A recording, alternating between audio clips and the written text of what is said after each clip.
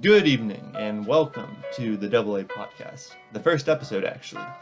I'm glad you all are tuning in and thank you very much for doing so. With me today is my one of two guests, Vishal Anand, my brother. Hi, Vishal, if you want to introduce yourself real quick. my name is Vishal Anand.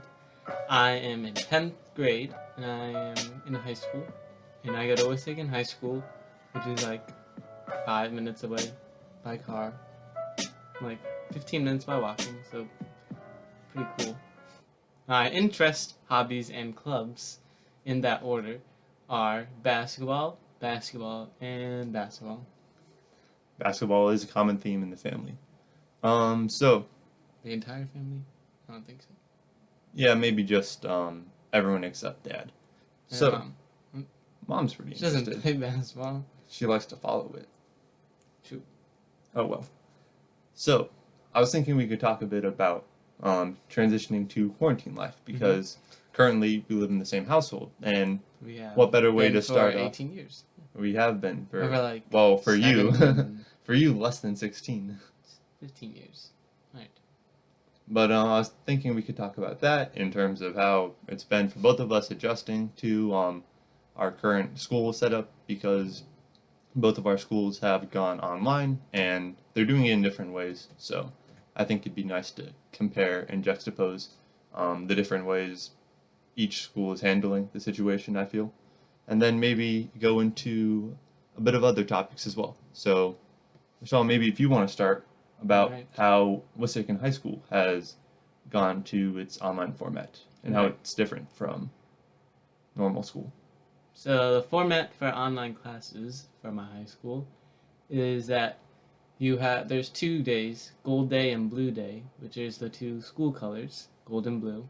So Gold Day it'll be your first 4 classes of the day on a normal day, and then the Blue Day will be the last 4, the bottom like the last 4 of the day. And so each day you'll get one assignment for each class, and you have to submit it either the day it's due, or if it's like a quiz due the next day, then you'll submit it then. And there's no for like schedules for online lectures. There is technically a schedule for online classes, but they really haven't started yet. Only like the schedules are only used for tests. For math, I had a test a couple days ago, and I had it math last period, so on a normal day. So I had it from 12 to 12:50. But I was also talking to one of my friends, and he said he had to wake up at 9 earlier than 9 to take a math test because he had it the first class. So I was really unlucky. So I'm glad that most of my classes are like the classes that I have online will be later in the day. I love how it's 9, waking up before 9 is too early. It is too early. It's not too early. Morning classes are great. Not everyone's a morning person, I guess. But so in terms of online classes, does that mean that you mentioned that your last class for math was from 12 to 12:50? Does that mean what time does the day start and what time does the day end? Because normally school goes on from in-person school for Wissahickon High School goes on from 7:30 a.m. to 2:30 Yeah. p.m. Mm-hmm. So how does the duration of time you have for each class differ? So normally classes are 58 minutes, and then there's 6 classes in total in a day. But for online, you only have 4, as I said, and it's only 50-minute classes, and then 10-minute breaks in between. So 9 to 9:50, 10 to 10:50, and so on until 12 to 12:50. And yeah, that's like pretty much the schedule. So do they still plan on doing final exams for each Final class? exams, that's interesting, but no final exams. Wow. Normally, for each there's 4 marking periods, and then midterm and final normally, and usually it's 20% for each marking period, and then 10% for the final, 10% for the midterm. But now this year, since there's no finals, they have to take the 10% and then split it up into the 4 marking periods. So each marking period is worth 22.5% of your grade, and then the midterm stayed at 10. Okay.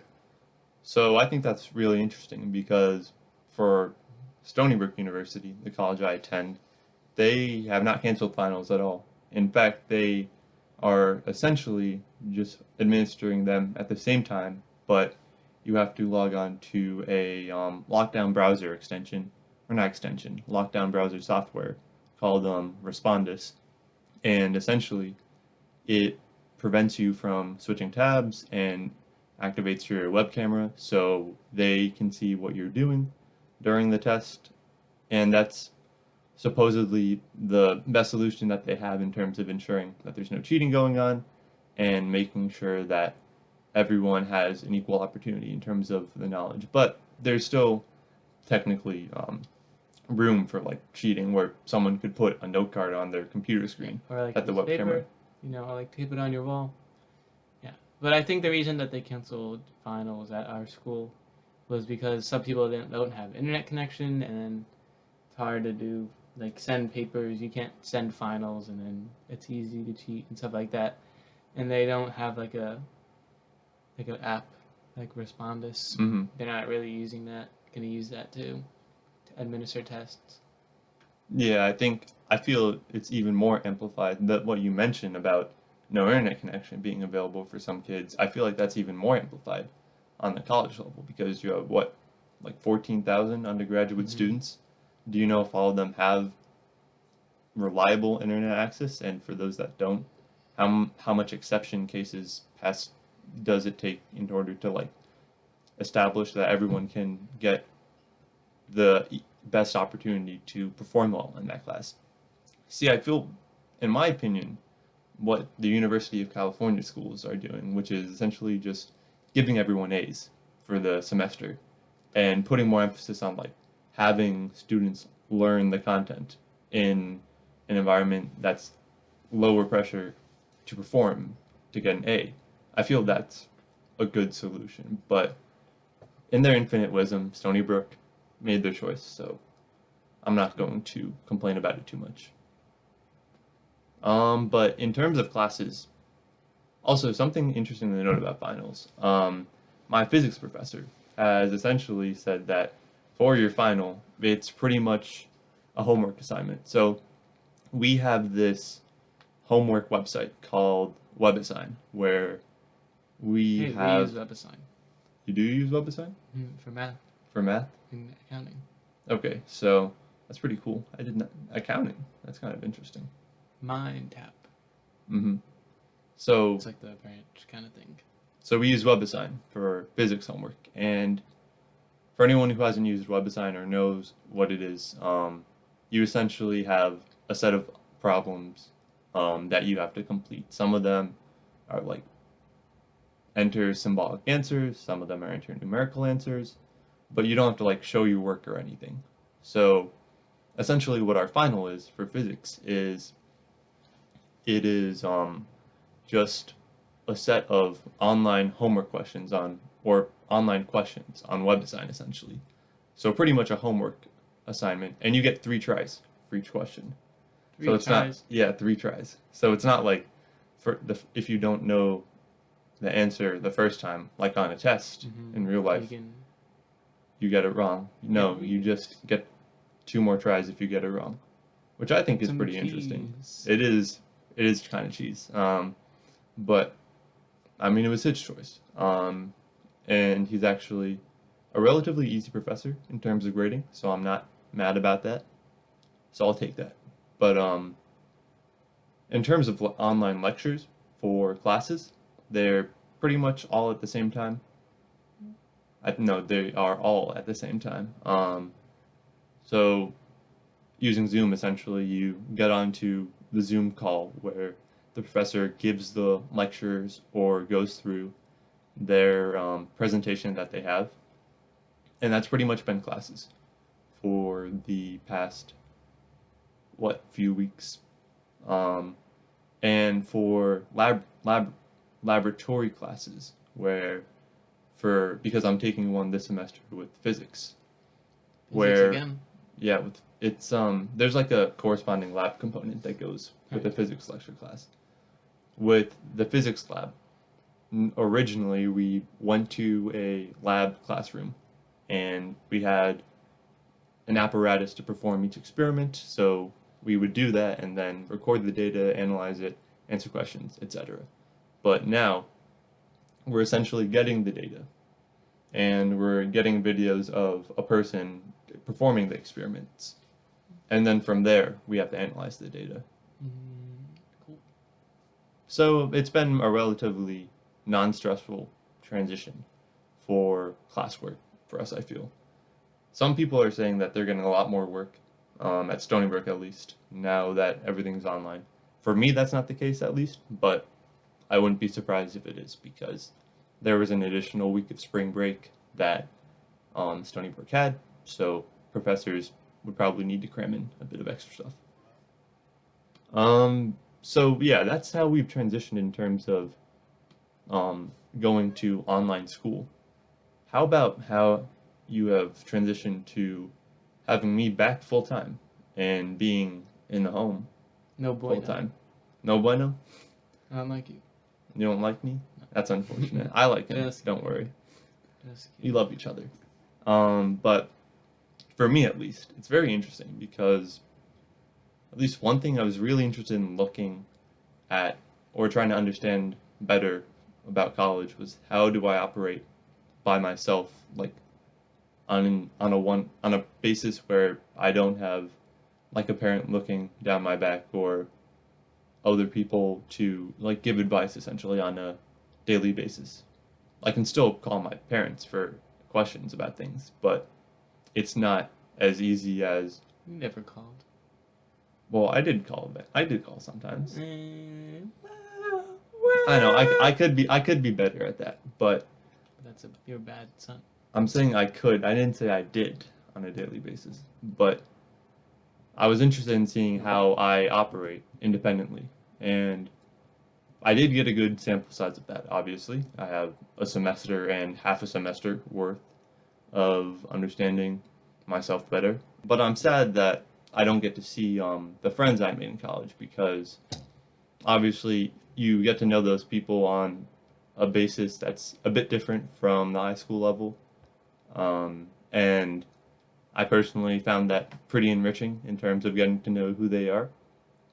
But at the same time, it's really nice to be around family. Thankfully, our family is able to operate with relatively little conflict. I know that's not the case for every family, unfortunately, but I would say our family's relatively like we like each other pretty much. I don't think Most of the time. I don't think that's necessarily a point of contention. But yeah, the transition to the household's been pretty smooth. It's been fun to cook more. I'm not gonna lie. Boring. Well, much work. personally, Too as much someone work. who's gonna be starting to cook independently, You in never cook. well, that's because When you have that, what happened to that burning passion? the burning passion. Well, we're gonna ignore that because that was a couple years ago. But it's nice to continue to refine my cooking skills because unfortunately during college, the way that the way that our living conditions were set up for a specific building, each building had, or our building only had one cooking room, and it was a really cramped and small cooking room in the basement, and I live on the top floor, so and there's 4 levels, so there's a bit of conflict in terms of like when is it available, what can you really do in terms of like cooking stuff. So being able to continue to practice and refine my cooking skills is really nice in my opinion, just because it's something that I feel is important to know if you want to live on your own. But that's just me personally. What about you? What has the transition been like in terms of living full time in the house? Not that you weren't already. I have a lot more time to do stuff, I believe, because normally I would be gone from 7 to 2. So now that I am a full-time resident at the Anand House, I have had a lot more time to do stuff that I've wanted to do ever since I was born. So, one of those things that I wanted to do was obviously paint. And that's something I feel like everybody wants to do. And Not me. while I'm not much of an artiste,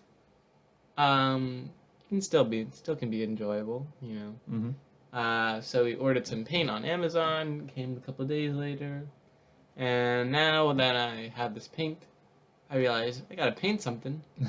So I decided to paint shoes, and so I painted these old pair of shoes that I had that I don't really wear, and now I put a little cool Philly, the 76ers and Eagles design on it, just like the colors. Nothing too hard, but like still pretty cool.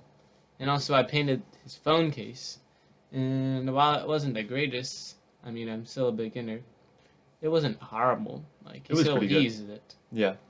But he peeled it off. I accidentally scratched it. On purpose. I accidentally scratched a tiny On bit off. purpose. I accidentally scratched a tiny bit off. Scratching like, oh, I want to see what happens. That is not what happened. I just accidentally did it. Yeah, that's what you said. You said, oh, I was scratching it. By On accident. purpose. Why would you scratch the paint? Anyways. And I told you not to. It's good that you picked up a hobby because... What hobby did you pick up? Hobby did I pick up? Yeah. Well, I'm trying to start podcasting consistently. But also, I have started to do more programming stuff because I just want to expand my skill set coding-wise, to know more languages and to know them at a deeper understanding. Specifically JavaScript, because it's very useful for web development. Coding, lame. Coding's great. Don't listen to him. It's the future. Promise me. Promise me. Promise you. Yeah. But that's how we've transitioned pretty well into living full-time in the house. So I feel that there hasn't been too much, I guess, conflict that's arisen That's a good word. from us being. Conflict. Yeah. So I wanted to talk about what your club experience has been like this past academic year and in 9th grade. Because one of the things I was most excited about when you came to high school was which clubs were you going to join and how were you going to transition into each of them. Because it's very different from middle school, just in terms of like the sheer number that you're able to join. So if you want to maybe give your thoughts on that. Sure. So, in middle school, there aren't that many clubs that you can really join that are like cool clubs, you know. So, the one that I was in was math club. Not the coolest, but like, I mean, it was fun at times. My friends were there. So, And basketball. and basketball. That's a sport, not really a club. Yeah, I did basketball in 7th and 8th grade, and then tennis in 8th grade, where I was first doubles after only playing for like a month or so. Pretty impressive, huh? I think that's a testament to the competition. But No, not really. I think I've gotten worse every year, so I, mean, I think I was pretty good in 8th grade. you peaked. Yes, too early. So, in high school, that's a whole different ballgame. There's a ton more clubs. There's a club fair, activity fair, during school on one of the days during homeroom, where every freshman goes down to the gym, and a bunch of officers from the clubs are there waiting to sell their club to you. So I was there. I stayed far away from it because I was like, no. But I ended up joining that club anyway, so. Yeah, science club. You couldn't resist the appeal of the club, and we got a couple members just from the virtue of me being his brother. So. Virtue of me telling my friends, hey, go join that club, and they make fun of them. But it was nice. And so I ended up joining math club, science club, quiz bowl, FBLA. It's the business. Do you want to go into what? I mean, I feel math club and science club are a bit intuitive, but do you want to go into quiz bowl and FBLA very briefly? Quiz bowl is basically trivia, and there'll be someone reading the questions, and then you got a buzzer, and then when you press the buzzer, you can answer the question, and then you get 10 points, and then you get more questions, and then whichever team has the most points wins. So like Jeopardy, but team style. Yeah, sort of. And then FBLA basically like a business club where they have like speakers come that are like business owners, and they like tell people what to do, what they did, and then they answer questions. And also they do like fundraising, and like the school store is also FBLA. Hmm. And then other clubs It's under run by FBLA, Yeah. right? the money. And then I'm in robotics, which is robot. We make a robot every year. He's wearing a robotic shirt. I am wearing a robotic shirt. 20th anniversary. But I have that shirt too. Just not wearing it. so how I'm is wearing a the cooler shirt. Indeed. so how is the in terms of sports, because you're still doing that in high school, which I think is great to do because it's a great outlet and it's a great way to get to know people. So how has that differed for each year that you've done sports at the school level? Middle school, I played basketball 2 years. You could play, and 8th grade, I played tennis, as I said. So then when I joined high school, I continued to do both of those sports. So I did freshman basketball, tennis. There's no freshman team, so you just go on JV. And then this year, I made JV for basketball and still was on the JV tennis team. So, not that bad. So I think it's really interesting with basketball because I was also on the freshman team in my 9th grade year, but I did not make junior varsity when I tried out in 10th grade. And I was kind of discouraged, and along with robotics taking up more time because most of the time commitment comes during the winter, which pretty much coincides with when basketball season is. So as I decided that I wanted to put more time into robotics, I realized that's something I had to give. And I decided not to try out for junior varsity basketball my junior year, which I kind of regret because, I mean, as a big fan of basketball, I think it would have been fun to at least give it a shot. And if I made it, woohoo. And if not, well, at least I tried. But Yep. for you at least, how is junior varsity differed from freshman hoops? So for freshmen, we would have practice every day, Monday through Friday, from either 3 to 5, or 3 to 4:30, or 3 to 5:30, and then 3 to 4:30. So Monday, Wednesday, Friday would be 3 to 5:30, and Tuesday, Thursday, 3 to 4:30. So we would have games like at 2 or 3 a week. So you would have to, like, right after school. So for our away games, we would have to leave class like an hour, like 50 minutes earlier than when everybody else gets out. So essentially missing the whole last class Yeah. for most days because classes are 53 minutes. Or 57. 58. It's 53 in college. I'm not in college. But, alright, go on. So, what else? Freshman basketball. I would say the competition was definitely not as like way easier. Like this year, looking at like freshmen, like the other teams, I'd be like, yo, what are they doing? And I mean, back then I thought that was like high level competition, but now I see it's like not that good. But I mean, obviously you get better over the years, so that's why. So the differences for JV basketball is practice. I would say is the main thing.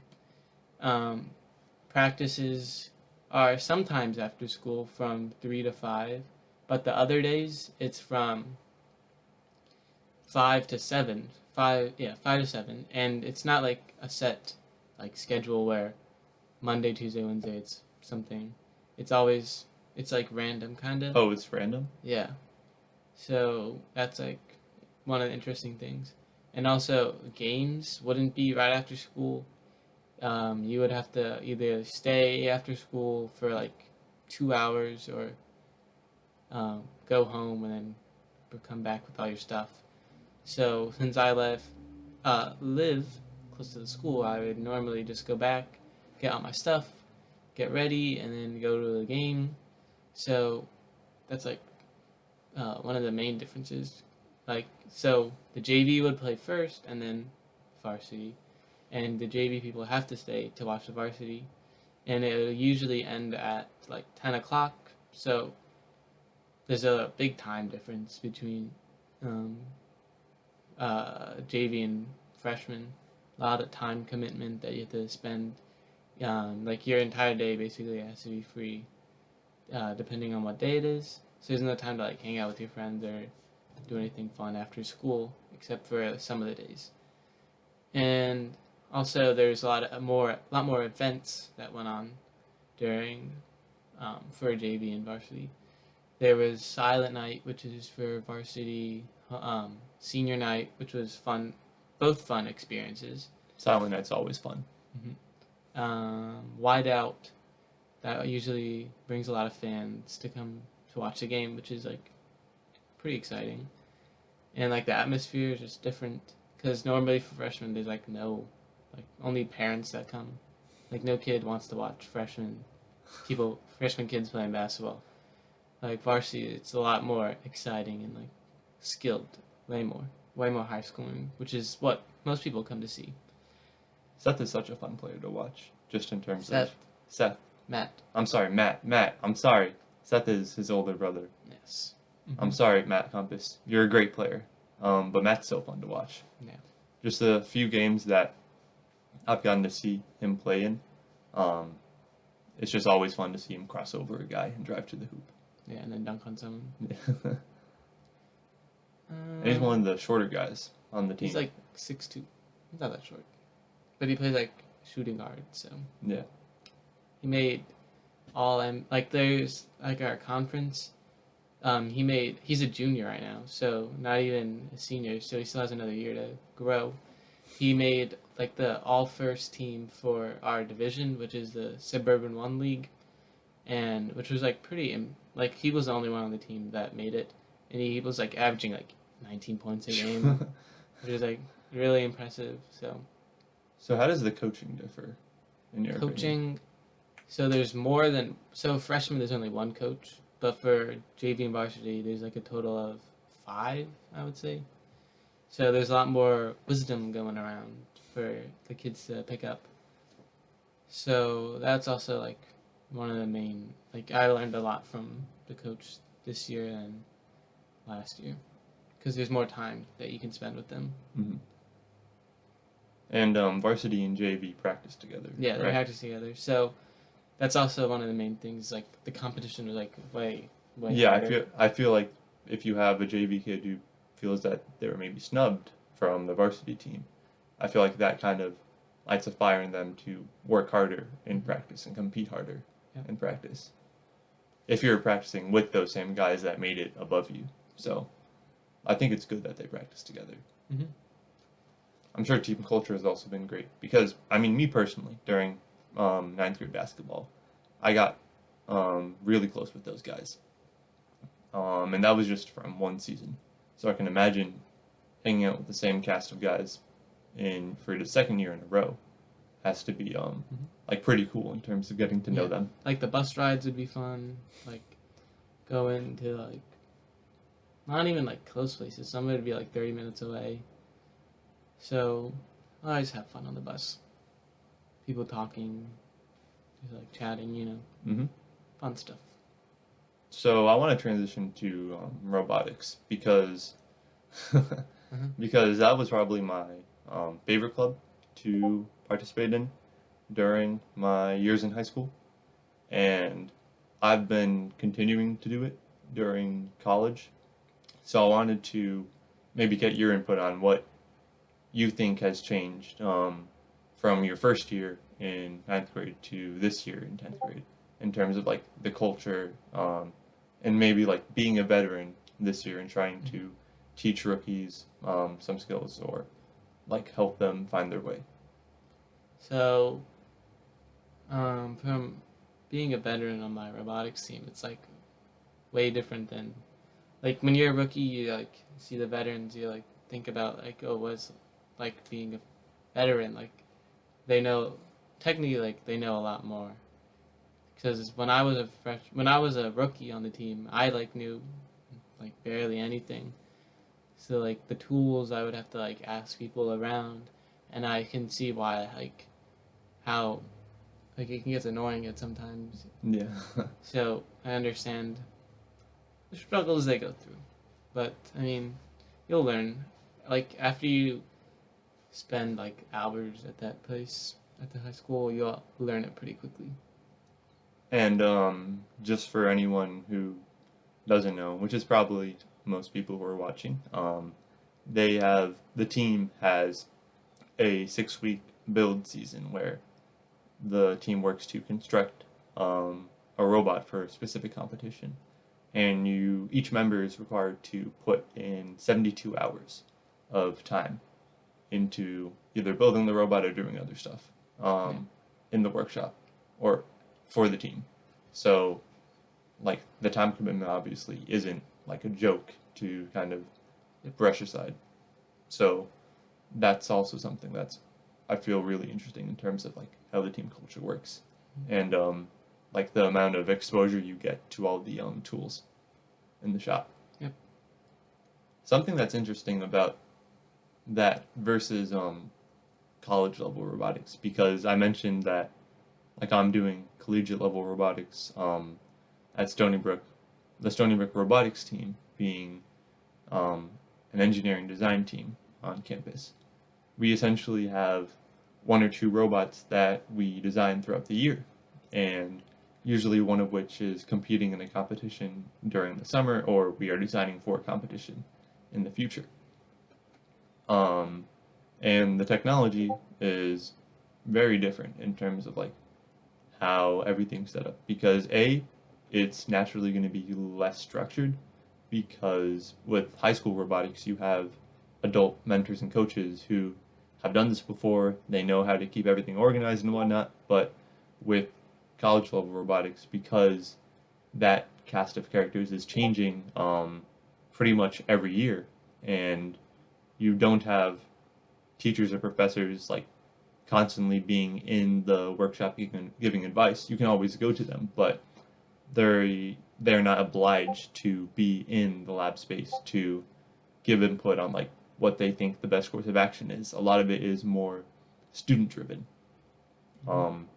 So I think that's really interesting. And also, the team does more than just like build robots. We also have like professional development events or social events on campus. So during the fall semester of 2019, the team had I think either a project management or career management workshop. And that was really useful for students to gain a better understanding of what they want to do and also connect with other people. So just like the type of things that collegiate level robotics does is different in my opinion. And on high school robotics, I took on more of a technical role in terms of working on like the mechanical side of things and also like helping to program stuff. But on the Stony Brook robotics team in college, I've started to work more on the public relations side and in human relations. So reaching out to companies that might want to partner with the team and help them out. That's mainly what I was doing during the fall and spring semester, and also helping to coordinate some events and plan out the promotional materials for some of them. That's also something I was doing. And that ultimately led me to be the incoming president for next academic year. So I think that experience ultimately has been very different from what high school level robotics has. I wouldn't say one is better than the other, but it's just allowed, like the college level experience for robotics has allowed me to refine a different skill set, the soft skill set, or for those intangibles that I feel has made a difference in terms of like making me a more organized person and more well-rounded in terms of like my skill set. So that's been a really interesting difference. You should join the Stony Brook robotics team. I don't go to Stony Brook right now, so pretty hard to join.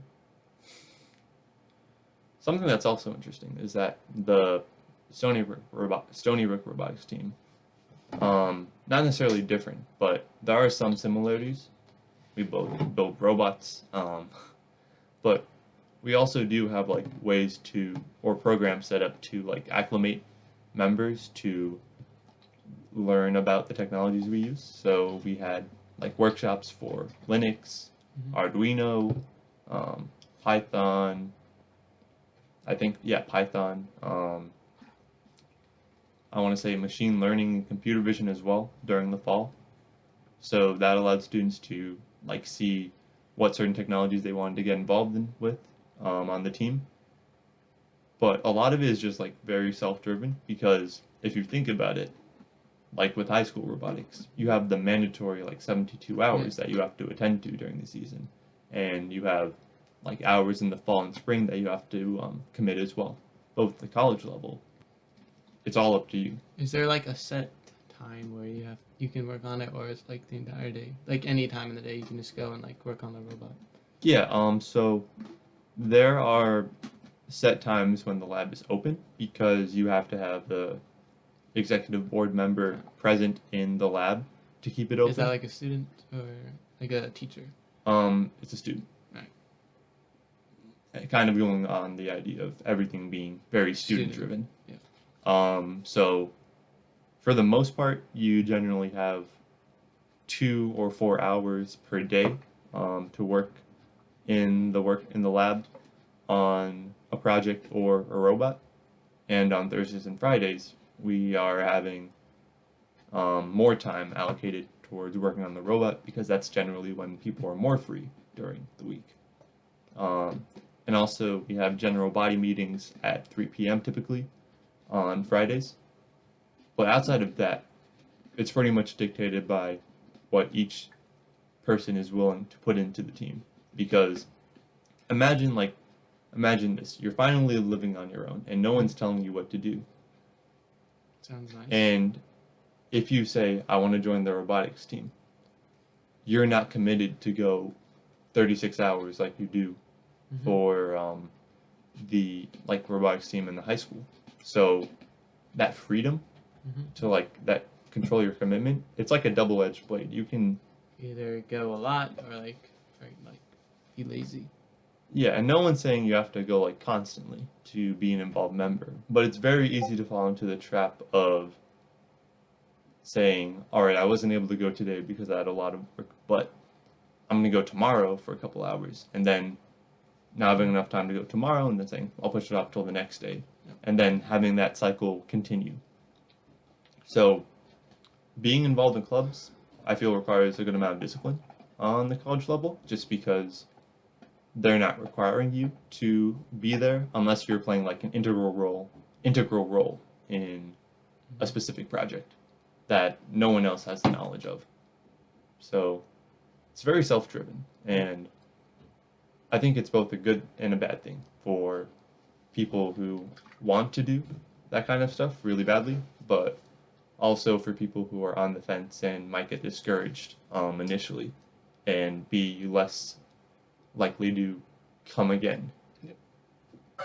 All right, thank you for your time, Vishal. No problem. I really appreciate you coming on to the podcast. We'll be taking a quick break. After the break, we'll have a new guest, my mom. Until then, see you soon.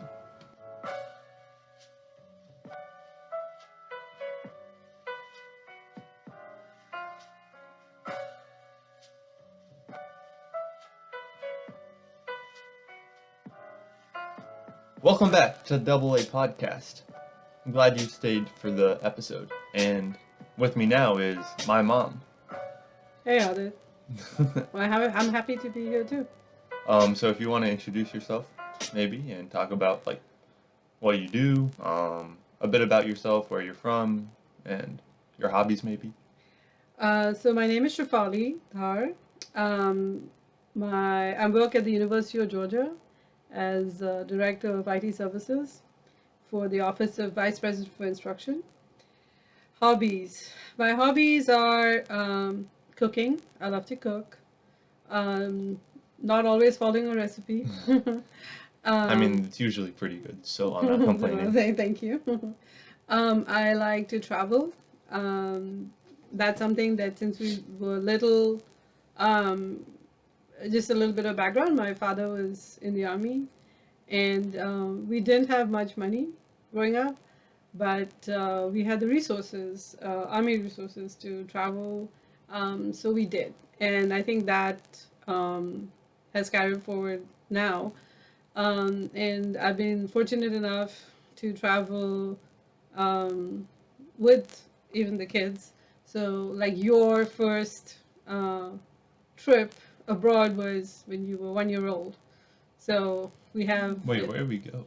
yeah, That baby Adit was in Paris, was fun. and it was really cold. It was in the winter, but maybe it was yeah. So it's been fun, and I think that that's definitely one of my interests, and that I like to do. Um, I love music. So from when we were young, I used to love to sing. I think I had for a certain period of time. Unfortunately, especially for my dad, I dreamed of becoming an actress. So I figured it's really easy to sing and dance, but that died a quick death. But I love music, so yes, all kinds of music. She's always playing music in the You house. know, and I love to go to the Y. They have great Zumba classes and body combat, which you've come with me too. Hmm. And then I'm actually trying to write a book, Hmm. a children's book, with a very strong female character, the lead. So yeah, in a nutshell, that's kind of my hobbies. So something you mentioned that was really interesting was that you've been traveling since Mhm. you were really young, Mhm. and obviously has probably has had a big influence on how you approach things in life and how Um, you like view mhm. certain events and whatnot. So Yeah. what would you say the impact of travel has been? So for I you? think for us, like I said, growing up, we didn't have much money, but we used to travel a lot. Mhm. My dad was in the army, so there were facilities and resources that we could avail of throughout the country. And I think for me, traveling, made me explore different, very diverse and different cuisines and people Mhm. and their culture. Um, and I think you learned not to be, um, I wouldn't say afraid, but I think you learn how to be more accepting of people who don't look and behave exactly like you. Mhm. Um, and I think that certainly for me that was a big, because India is very diverse. Like you go from state to state, not just the culture but the language, the food, the even like the geographically, like what you will see will be very different. So any road trip, which we did a lot of. Any travels, like they were, everything was a little different. There were no two trips which are quite the same. um, and we had it wasn't smooth sailing, because traveling in India is not without it without its Yeah, ups it's and without downs. its hazards. Yeah, Yeah. yeah. But I think it teaches you to figure things out, and to sort of take things one day at a time and enjoy what you see. I want to circle back to the cuisine food. Mm-hmm. There's no Indian food, guys. There are different types of Indian food. Punjabi food, That's right. Tamil food. Uh-huh. There's so many types. Don't just call it Indian food. Right. Yes, right. It's all distinct, very distinct. Very right? distinct. State to state, actually, really state by state, you will find almost. It's not in region, so maybe two states together, but it's still very very different. We did a road trip once. So where my parents live was in the central part of the country, Mm-hmm. in Pune, which is close to Mumbai now. And we did a road trip from Pune to the southern part of India, to Bangalore, and that every state we went was different. And we would stop on the by the roadside, and there would be people just like awesome dishes. What the ingredients they use will be completely different. How they prepare something will be completely different. The spice levels will be very different. And it's just, yeah, it's absolutely fascinating. So my Yes, you're right. There's nothing like no. I think here it's Indian just because you're not gonna have a Punjabi restaurant and a Tamilian restaurant, but so they call it Indian. But yes, the kinds of food, the cuisine is quite different. So in terms of growing up, because you were traveling a lot, how did that constant like idea of, well, I'm not sure how long I'm going to be in this place, how did that affect how you connected with like the students that you went to school with and like the people around you? So I would say I learned to look at it in a more optimistic way than not, because when you have what you have to figure out how to make it work. So for me, every 3.5 years or so, we would move. So my dad would. It was around mid of the year. They would be, usually around the middle, 3.5 to 4 years, and he would have an envelope, and he would come home, and this was our routine. So he would come home. We all would gather around, and we'll say, "Okay, where are we going next?" And he would open it, and this. Okay, so well, let's go look at the map and see if you don't know where it is. But I think I learned to make friends very quickly. Because if I'm taking 1 year to do it, 2 more years and I'm like not going to be there. So I did. I learned how to make friends very quickly. I learned how to adjust quickly. So I think for me, those would be my, the negatives would be, the continuity of your studies. Like you're maybe studying chemistry and you're on a certain way, path, and the next school you go to maybe, they may not have covered it, or they may have covered it already. And so I think those were the kind of hard, from the studies, those were hard. But I think overall, like I said, when you have to go a certain way in your life, I think you have to figure out the best way to make it work. So in terms of, because you mentioned that your dad, Nanaji for grandfather, at least me, you said since he's the one who's mainly moving, he was an engineer in the army, if I'm not mistaken, right? My dad, yes. Baba was, so Baba is father for, he'll be upset if I don't say that at least once in the podcast. But he was a mechanical and civil engineer. And the way the army it was structured was every 4 years or 3 when we moved, he would be with us for 4 years, and then he would be all outstationed for 4 years. So in a different city. So Grandma and I and Sanjay would be in one place, and then he would come. He would be with his regiment. He would come only in the summers or in Christmas, like for 2 weeks. So it'd be a lot of the three of you just living alone for extended periods of time. Yeah. And my poor mom, she had to. She used to teach in elementary school, and she had in high school as well. But she had a tough time because she had to take care of us, my both Sanjay, my brother, and I, and then also work. So yeah, she had a lot of hats on. But she was very competent, so that was good. So something that's interesting, I feel, is that like nowadays we have like extracurricular activities and clubs for at least students in the U.S. And I'm sure it extends also to like other countries as well. But that's like the primary way we kind of think, or I feel like parents think this is a way to keep our kids busy after school, so we don't have to constantly worry about them. Right. So for you, what was like the equivalent of that, or was there even an So equivalent for of that? us, they typically have extracurricular activities, but during the school hours. Okay. And we would start around 8:30, so it's a little later. Always 8:30 and go till about 3:30 or so, and then there's no activity in school after that, so you come home. But I was thinking about this, as you was kind of planning for this podcast. But I think, to me, one of the big differences in kids in India and here, at least when we were growing up, was we had a lot more independence.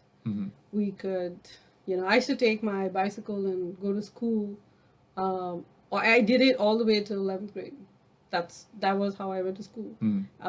Nobody followed me, and I wasn't nervous about I was tired and it would be hot and raining and cold and all of that stuff, but I wasn't like scared of going, on my bike. And sometimes the school was like 30 minutes away, and figure it out.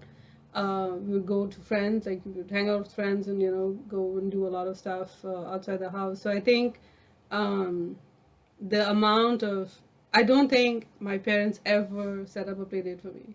There was no concept of play date, right? There's no like, hey, come my kid, come over to your place, and we didn't even have a phone in the house for God, I don't know how many years of growing up. So I think your parents learn to trust you, Mm-hmm. and the kids, they will either honor that trust or not, and you screw up, and you're not going to be given that freedom again. So, but I think that was, it was a little different. But we had drama, and, we had plays, and we had debate, and we Mhm. had like sports and all that stuff. But yeah, nothing typically within the school day. Yeah, something I feel you made a really good point about how like a lot of the play dates are like you Mm-hmm. chilling with your friends after school. It's Mhm. a lot of you doing that. I Right, feel like right, that's so different from what I experienced during right, my right. childhood because That's like middle school, in my late elementary school days and like early middle school, you would be the one right. pretty much like setting up those times for maybe not early middle school, but Especially definitely during elementary, elementary yeah. school. And I think the difference is that, like, it's not like my friends. I wasn't cycling like 1 hour away to go to a friend's house. Hmm. So within like 20 minutes or so, I cycle 30 minutes to school. So Hmm. within a 20 minute sort of cycling timeline, I mean distance, my parents will let me go. But here the problem is a lot of it is that people are not within walking or cycling distance. Yeah.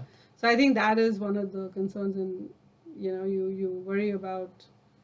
Yeah, it's just how things are done. So it's like you call and you set this up, and it's a lot more controlled. But I think the kids don't get exposed to that freedom or the ability to learn, make mistakes, and figure out what to do till much later. So that's a pity. Yes, one of the really good things I feel with the neighborhood we lived in during elementary school for me, Abbott's Bridge, was Right, that right, the person that or the friend that I went whose right. house They I were went just to most, Tom, he lived in the same neighborhood as me, Yeah. and it was one of those townhouse communities where Right. every house is close together and Right. everything's pretty compact. So you could just walk. yeah, I could just walk there Yeah. after school if I Yeah. wanted to, or just let you know, hey, I'm gonna hang out with Tom. Right. And Vishal also, he also had, his friends were there in the. So yes, that's where it matters. So in India, like if you're like even though we lived in a house, like in one of, a lot of the places during the army days, but there would be a lot of kids around us. Mhm. So my mom never had to worry about, who's Shafali going to go play with, she doesn't, Saturday she doesn't have anything to do. The other thing we learned, I think I remember my parents told me this in a car ride once is, um, we were going on a road trip and I don't remember my mom or dad, but they said it's okay to be bored. And I think that is really important, right? I think here kids are so used to being entertained Mhm. throughout, like all the time, and the parents are putting a lot of stress on themselves to do it. Yeah. But I think that was a very important lesson. So my dad was, I don't know which my parents said it, but they were like, what are you whining about? It's okay. You can be bored. It's fine. You have nothing to do for the next 3 hours. It doesn't matter. It's okay. Just like, So, yeah, that's something that I wish we told our kids more here. I feel like that's even more important now that like in this time of quarantine, everyone has more time for certain That's right. things, and that can kind of drive a person insane if they feel I have to be occupied at like Right. every minute of the day Right. instead of just like realizing maybe I'll just take this time to like just sit. Yeah, exactly. So like even today I went outside at the back and I just closed my eyes and I was just, enjoying the weather, and then I had my book and I was reading that, and that's the other thing we used to do a lot of. We used to do a lot of reading, willingly, I think. But I think here it's yes, we've tried to take you guys to the library, but Mm-hmm. didn't always. But you were always very happy going. I think that was your happy Books place. are great. Yeah. Good books are good. From the time you were little, you've loved books. So. So I want to talk a bit about your college experience in India Mhm. because you did your bachelor's degree in India, you Right. worked for a bit, Yes. and then you came to the U.S. and did your master's degree. Mm-hmm. So as someone who's in their first year of college, Mm-hmm. I'm kind of curious about how your experience was in India and how it differs either just by the virtue of it being in a different country or Mm. it being in a different time. So I preface this with the fact that my dad was very protective. So the first year, and I went to college, is junior college, so what they call junior college. So Okay. 11th and 12th year grade year is junior college in India. So it was a little hard for him to let me go. But anyway, but it was great. I loved it. It was a very different. So I was in private school, throughout. So this was in a. Where was this? It was in relative the same to your city. house? Okay. Yeah, same city. And it was about. Again, I was cycling, right? The first 11. So. So that means you were living with your family. I was living, for- yes. So it's okay. very common in India. Yes, it's very common in India to live with your family and go to college. Yeah. Especially if you're in the same, city. It's very common. So yes, I was living at home, and then so I was 17 at that time. Right? I Mhm. just finished 10th, and I used to cycle to to college, and but Mhm. it was a very different experience because I was in all girls school. Mhm. So I think that's about that freaked my dad out a little bit, but but you learn, right? And that's what it is. So college is everywhere throughout your life. You're faced with challenges, and you figure out how to make it work. It's I think it's not that different in the sense that I think college school is different. So school in India is a lot more of learning, and they want you to memorize concepts, and I Mhm. think if you ask any Indian multiplication tables, they'll probably be able to whip it out just like that. But it's in college, but it was different. And again, I had some really good professors, and they will challenge you to think. And I think that was a big jump too. So I don't know if you're in your college, if your life, you realize that there's not that much of mollycoddling that happens like in school, and now you're in this, I don't know, 100 student sort of population in a class, and you will not get that individual attention that you're maybe used to in school. Mhm. But I did. I did my bachelor's, and then I did my master's there, and then I did my bachelor's in chemistry, but then I did my master's in computer science, and I made the switch based on a couple of classes. I wasn't really sure I wanted to continue with chemistry as my career. Mhm. So I took a couple of computer classes, and it really clicked. And then I did my master's, and then I worked in Bombay for a year. So I was working as a consultant in Citibank for 1 year, and that was amazing. I was living by myself, so now in a different city, Mhm. and that 1 year, I just had a wonderful time. The work experience was amazing. The people were so smart. My supervisor was like so brilliant, and just really very intelligent people I was working with. And the work was great. But then I was in two minds, right, whether to come to the US or not. So then finally I applied for my visa, I got it, then came here, did my master's.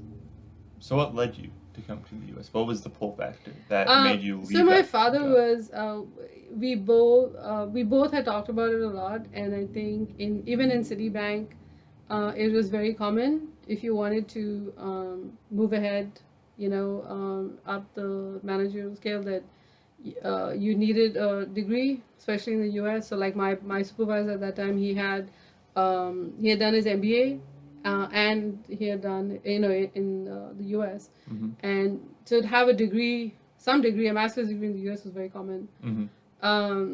So it made sense, to come and to get that. So then that's where I decided to apply and see, and then I went to the University of Georgia. So what was that initial transition like in terms of like moving to a different country completely? It was hard because I moved to Georgia.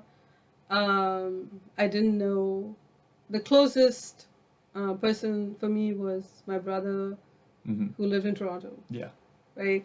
So when I came in, Because he'd done his MBA a few years right, earlier. so he had done his MBA and they had moved to, he and his wife had moved to Toronto and they were settled there. So when I came here to study, I actually went to Toronto first for a week, spent that time with him. Then I came went to Athens, Georgia, Mm-hmm.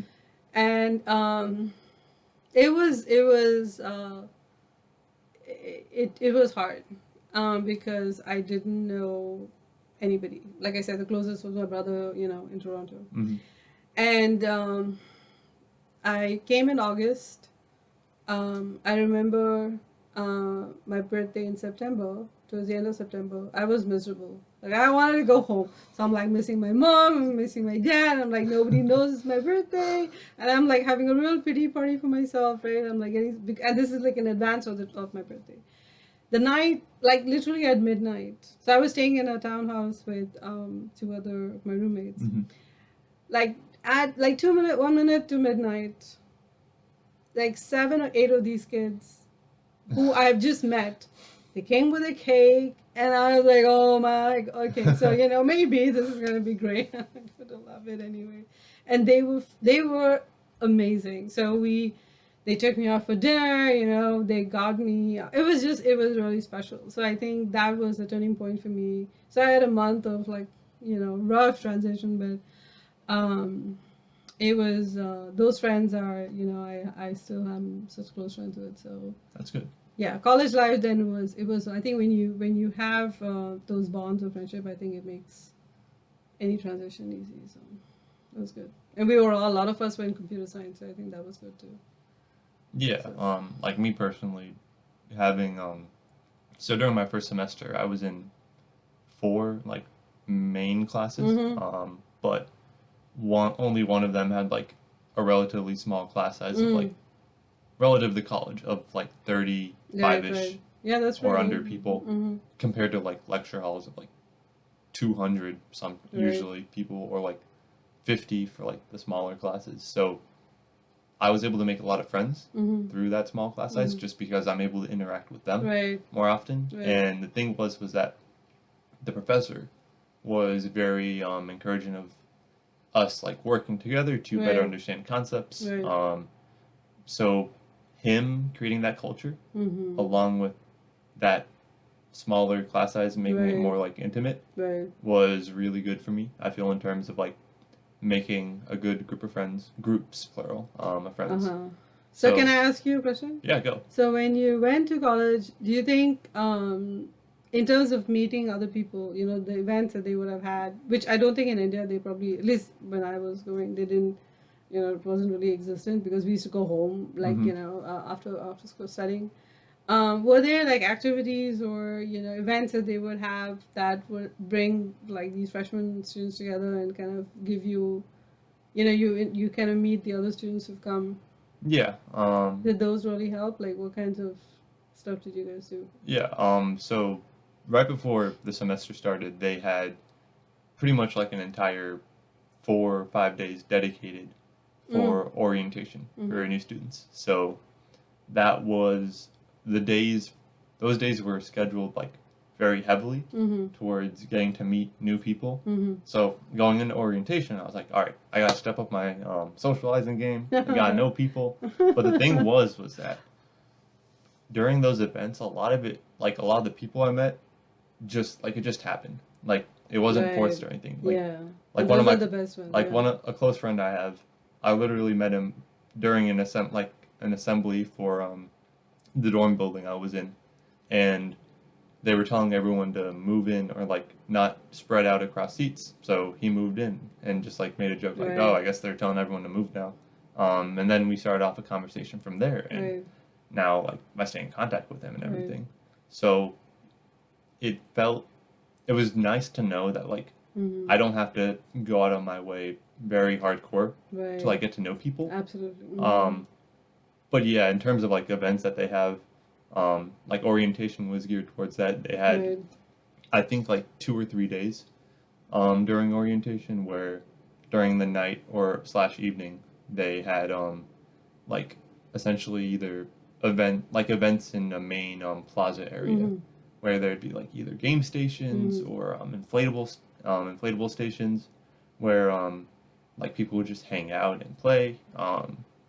And it was kind of interesting because those 4 days it kind of felt like summer camp in a way. Yeah. Like you would just walk around and see like tons of people playing spike ball or ultimate frisbee. So it was like, is this college? Like, is this really college? Like, obviously, good thing I never saw you. I'm like, wait, you're paying for this? Wait, what? Okay. but that was really good on Stony Brook's part. I feel to like make sure people get to know each other. Right. And outside of orientation, there are also on campus social Right. events that they hold.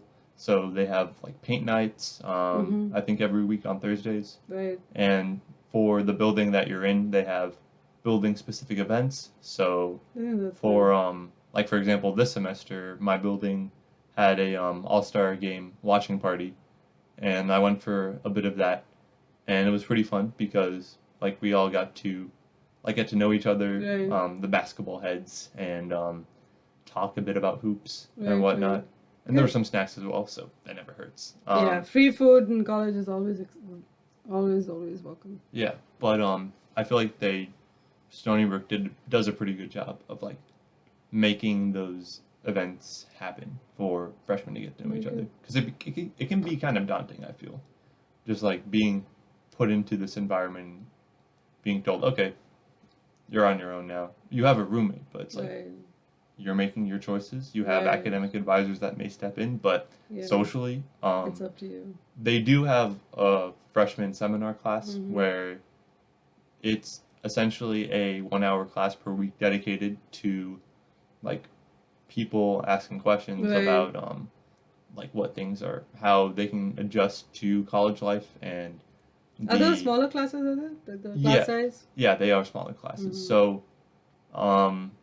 it's college specific in terms of like the school that you're under. So like Oh, I see. school Okay. of like engineering and applied sciences, business, arts, well, science and arts, etc. So and there's also the University Scholars Program, which is like the top 10% of each incoming class. That's also another like undergraduate school per se, Mhm, but not mhm. officially. So the freshman seminar I had was one of those Okay. where you have university scholars in your seminars, and those were relatively small classes of like 12, 15 people max. Okay. I'm not sure if it was different for the other colleges, because those are generally larger Mm-hmm. in terms of like the number of people, Mm-hmm. which might correlate to like 30 people per se. Freshman seminars, so this is the plugin for UGA. We have first year Odyssey, FYO. And those seminars are also small sized, 15 to 18 kind of students typically, and different topics taught by professors. So, with the idea being that a first year freshman student has to, should take it. History of chocolate Um, making. That's right. one. That's I right. think that's And one. there I was, remember yeah, that. that's right. So that is a great way for students to kind of get because any university that's large, that's always a challenge, right? You don't want a student to get lost or not feel comfortable. Mm-hmm. So do they have any, like Stony Brook? Does they have any summer programs, like for incoming freshmen? In terms of like, So like at UGA, another plug, they have freshman college like summer experience, mm-hmm. and it's there are courses that you can take, and you come and stay on campus, and you participate in a small group of I think they cap it at like 200, 250, Okay. somewhere around there. But you get a feel of the campus, and you taking classes, and you meet these professors, and so now you have a little bit of idea of what to expect, Mm-hmm. before you're thrown in fall. Yeah. So I was wondering if Stony Brook had, maybe not. I don't, not at the extent of like those Yeah. summer classes for freshmen. Right. But there are a couple things that they do. Orientation, I mentioned, was one of them, Right. with those like 4 days of fun. Right. There's an earlier part of orientation where you have the option to stay overnight in a Okay. dorm. Did you do one of those? Yeah. Okay. Yeah. So you essentially have the option to stay overnight in a dorm and get to see what It's like they give the fancy dorms, which is not what fresh, which is not which what, is not what you get. indicative of what you're going to see. Yeah. That's They true. they they essentially set you up with the high bar and Right. then put you in what you actually get, which isn't Right. awful, but Right, and maybe it's a you just have to. it's misleading. They start scaring you from the get go, you'll be in trouble. But I have to say, so the day I dropped Adit to college was like, oh my gosh. No matter how much I prepared myself the whole summer. You told me not to look back. I did. I told you not to look back. Oh my god, yes, it was hard. But But I think you managed pretty well.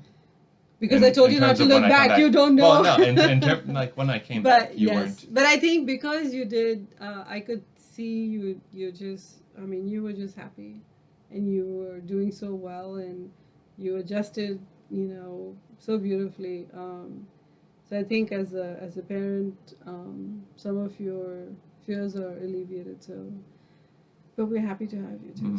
So I'm glad you're here. I'm sure Vishal is really glad you're here. So I think sports helps out with that a lot in terms of transitioning because making like friends. I'm a big fan of basketball, Right, so right. going to the courts, I got to meet a lot of people Right. from there as well. And one of my friends who's in my the smaller class that I mentioned, with like 35 people, he's also a big fan of basketball. Two of Right, which are. right. So getting to play with them at the gym and practicing with one of them pretty extensively during the spring semester was a good way for me to like get to know them better and Good. like gain a better connection to. Yes. To I think campus. any extracurricular activity that you do and you're good at, Mhm. reasonably good at or good at, is always a positive. Right? You'll always find a group of people that will share that interest. So. Mhm.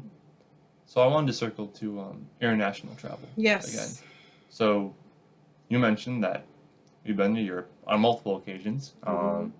and I think that's been a really good thing that you and Dad have done for us, just in terms of broadening our world perspectives and making us aware of Mhm. these things that exist and realizing that everything is connected Right. and we shouldn't live in like separate worlds. Mhm. So I didn't want to spend too much time being like pensive and reflective about it. But I wanted to ask you what your favorite city. Well, before I ask that, Mhm. let's backtrack to a bit of context. Mhm. So, in the summer of 2018, we had what was it, like 6-7 week trip? 7 weeks. 7 week trip to Europe. And that was really interesting, just in terms of like how we did everything. We pretty much stayed in like all Airbnb houses. So not like standard hotels that you rent out for Mhm. or that you get for a day or two. Mhm. We stayed for at times like a week Mhm. in a specific city Mhm. and just like lived there Mhm. pretty much. Like went grocery shopping, bought our own food, went to events happening in the town. I remember in one town in Italy, Dervio, I The think, view. Mhm. there was a like some not a It was like a festival. summer festival. Yeah, there was. It was like Yeah. some summer festival that they had. Don't remember the name, but yeah, they had that in that town. But my brother and I think Dad as well. I think you were. No, that one actually all of us went. Oh, all of us went. Yeah, yeah, Okay. yeah. So we all just went and like wandered around. Then saw that there were like performers Mhm. singing music and whatnot, and there are a bunch of other events and like places to buy stuff as well. So Mhm. that was really interesting. But Yeah. yeah, we stayed 7 weeks in Europe. We went to a bunch of different countries, a bunch of different cities, Mhm. and I got think like 7 or 8 countries. Yeah. something crazy along Mhm. those lines. But essentially getting to really know like a city pretty well. We didn't stay in every city for a week, but Mhm. I think at least 2 or 3 days. I think the minimum that we stayed in any city was like 3 to 4 days because we didn't want to be exhausted. You know, a lot of people will go for trips and come back and go like, "Oh, I need a vacation for my vacation." Mm-hmm. So we wanted to make sure that we didn't, we relaxed and we kind of explored the place, but not, exhausting ourselves in the process. And you're right. So we stayed in Airbnbs a lot, and that was really good because it was not just in this very commercial sort of part of the city. So you got to see where people live and more realistic sort of view of life. I will say this though, that this 7 week trip was like all due to Dave's planning, crazy detailed planning. Yeah, Dad was very thorough. He was very, very thorough. But I think for me, I think one of the things of international travel, the same as like in India, is that you meet a lot of different people, you experience different cultures, you experience different foods, obviously. Mhm. In our house, I think all of us are, we enjoy that. We have common sort of interests, so that's good.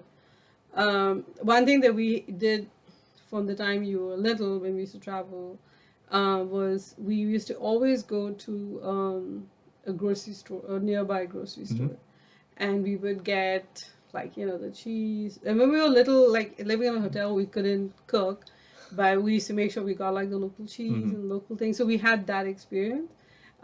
This trip, when we went to all the Airbnbs, it was great because we could buy stuff and then cook it. Mhm. So you're cooking your local spices, cooking with local foods, and so to me, that was very exciting. And you guys were great too. I mean, you and Michelle have been always helpful and cooking in the like doing cooking too. So um, I think that was also a very cool part of the trip. Mhm. The transportation was also relatively like smooth. Mm-hmm. The trains were fun and efficient to And ride in. clean, like The buses, though. Sorry, yeah, the trains were great, but the buses. what did you not like about the bus? The fact that you could be in a train Uh-huh. for pretty much everything that we did, But and some, the fact I mean, that it's cramped yeah. So and the your leg buses, space. yeah. So the bus we took only when the train option was not there. I think for all of us, the train was the default because we didn't. When you're going on a flight, there are restrictions in terms of what you can carry. Yeah. So we didn't want to keep interspersing with our trip with flights, but we took like the train, the rail system a Mhm. lot.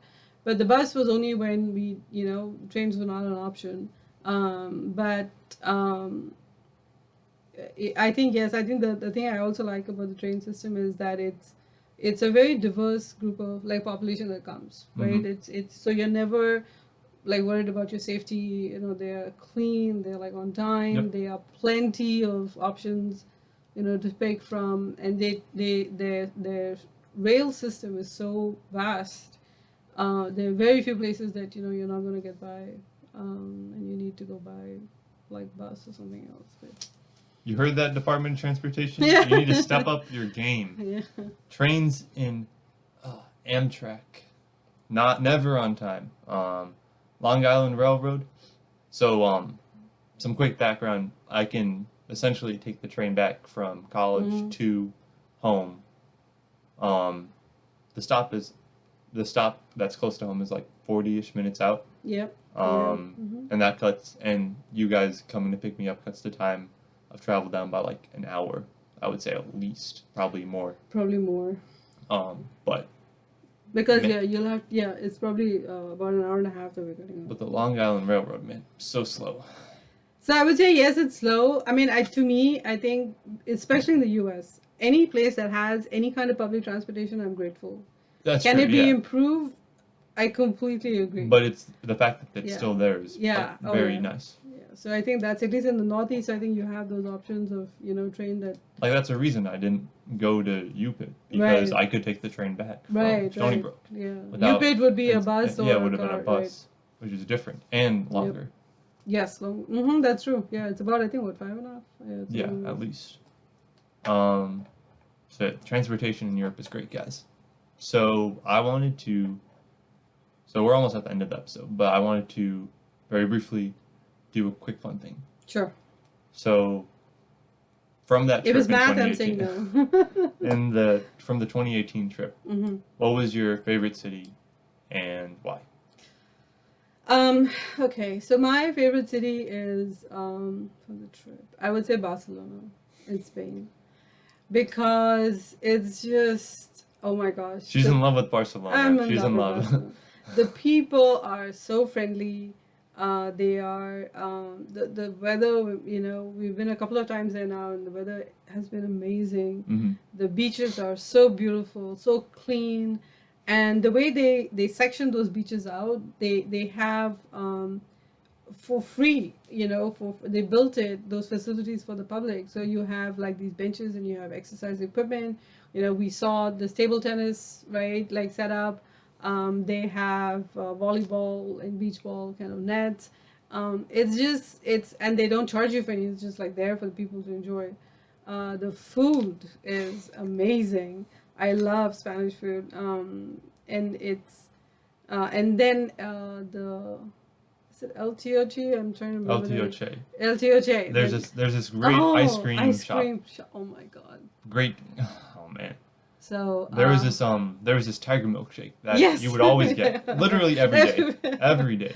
She would stop by when we were walking somewhere and just get a tiger milkshake to go, and we're like, it's not just like tiger milkshake, but it's tiger milk, which is not like tiger's milk, but it's like a nut-based milk, which I actually Googled and searched. But it's and they put whatever scoop of ice cream you want in it. Mm-hmm. So it's like, yes, the end result is exactly like, but it is so delicious. But yes, I think Barcelona, just from the city, the seafood, which I love seafood.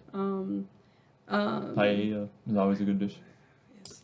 And I think the next time whenever we go, I would definitely want to go south to Valencia and, the capital of paella in Spain. And I think I don't know how many, like, they have like huge amounts of variety. So, but yeah, I think Barcelona.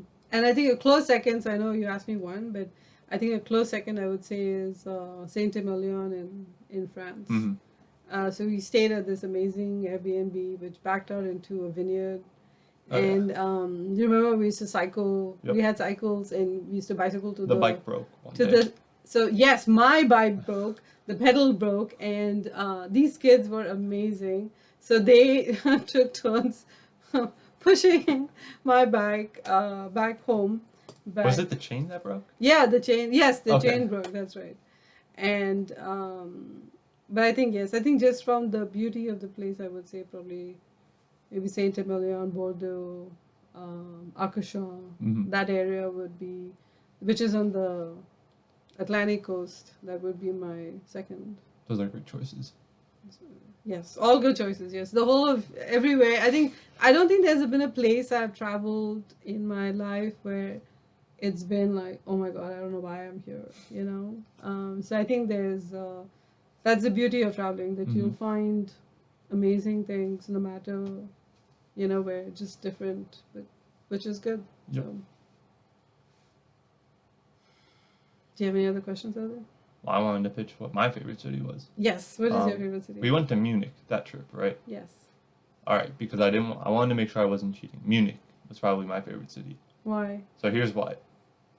Food, the cuisine, is probably the biggest gripe you can give, since German cuisine isn't necessarily diverse. Right. But if you've got meat lovers every day, then I can take that. And it's not like there are no vegetables. You've got shops that you can go to in the streets of Munich. So I don't think that's necessarily a big knock in terms of how livable the city is.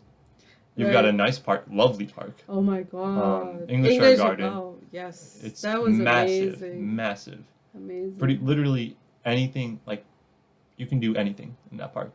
You can ride in the river. There's a surfing area with like simulated waves. Right. Well, which I thought like naturally simulated. Which waves. I thought from the video was easy enough for others to do. No. And we reached and we saw it and I was like, oh my god, yeah, okay, no, maybe not.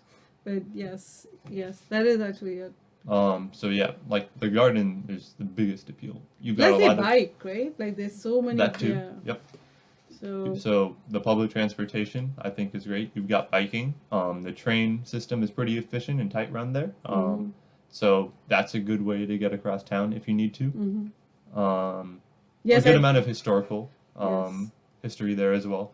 So you can always check out a cathedral that might have a little right in the center historical significance. And I think when we went to this really nice Bavarian restaurant. And it's not just meat, like, they had, but for you, potatoes and meat, so, that's I'm not complaining. Yeah, I know, like, you wouldn't complain, But yeah, I remember that we were going in the train and we saw this building. It looked like a parking garage, Mm-hmm. but it was a parking garage for bicycles, and it was amazing, like to see that there were so many. And this is next to, like looked like a work building, right? Like offices. But it was, yeah, that's how much people kind of Mm-hmm. go around, and they sort of take their health very important. It's very important to them. So Mm-hmm. And I feel there's not as much smoking in Germany compared to like Spain or France. I feel like that's right, toned and down a tiny bit. I think it again, yeah, it depends on maybe where you're Yeah. traveling, and the age of the population too, maybe, It's true. right? But yeah, there's obviously big beer drinkers, not a big surprise. But yes, I think so. Germany does have the stereotypical, like they'll say it's like just Frankfurters and like hot dogs or meat and beer. But when we traveled, we certainly saw like more. We of the saw more cuisine. Oh yeah, Yeah. absolutely. And probably Which is the great part of traveling, right? So it sort of it breaks down some of these stereotypes that you think of places or people or cultures that you may have, Mhm. and you really do get at least a little glimpse into what actually might be happening. And surprised you didn't say Switzerland. So, Switzerland. but I guess that wasn't on this trip. So maybe if you're just thinking about Yeah, 2018. I was just saying that trip. Yeah. I don't remember too much about Switzerland, to be honest. Yeah. But You I were, don't think yeah, it was a bad area. I yeah, thought it you- was. It is very Pretty good. beautiful. But yeah, you were yeah, a little. But yeah, I think that's a great way to end the podcast. Thank you for taking the time out of your day to talk and be here to talk about international stuff and No, everything else. Thank you. I wish you well, and I wish you a lot of success in the podcast.